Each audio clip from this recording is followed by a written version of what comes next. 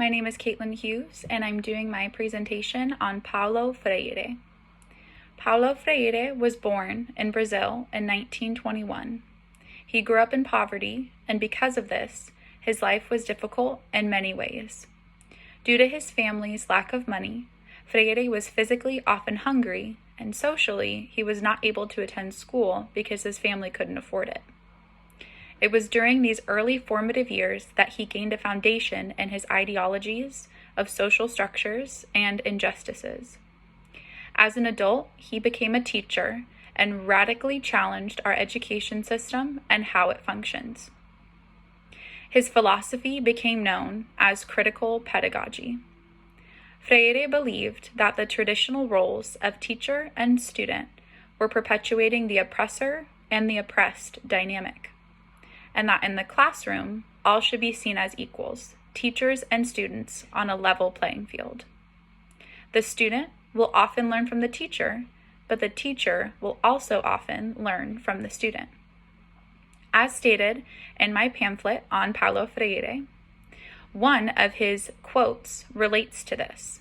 He believes that education is not neutral, that our school systems can either function as an instrument to bring about conformity or to bring about freedom.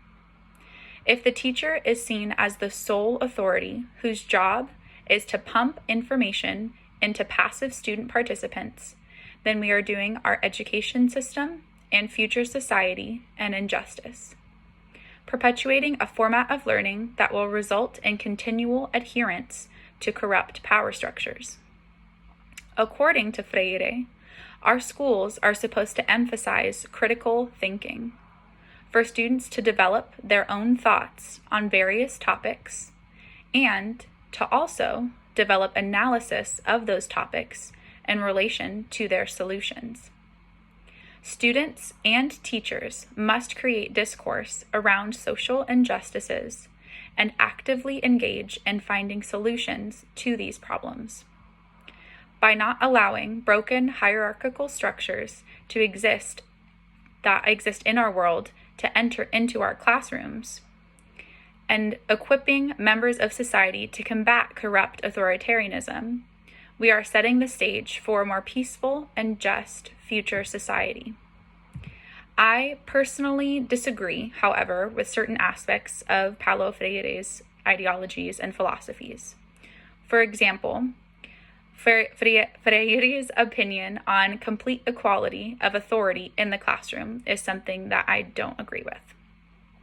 Children do need to have some form of authority and clear instruction on right and wrong. If they feel they have some sway and power, as the teacher does, they will likely misuse it. We have a sinful nature, and it often reverts to selfish tendencies. If young minds are improperly stewarded, there can be repercussions that have the opposite effect as intended. We, as teachers, should value the impact we have on future generations through our classrooms.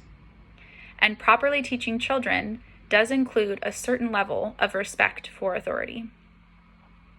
However, even with the potential drawbacks, I still believe there are some positive aspects of Freire's critical pedagogy.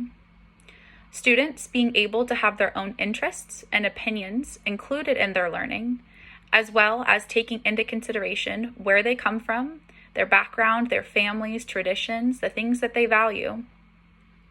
It is important and also will play a role in their level of engagement and retention of subject material.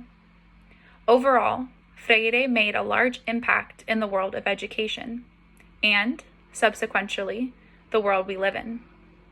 The goal of what he teaches is to take what is learned inside the classroom and apply it to our lives outside of its walls.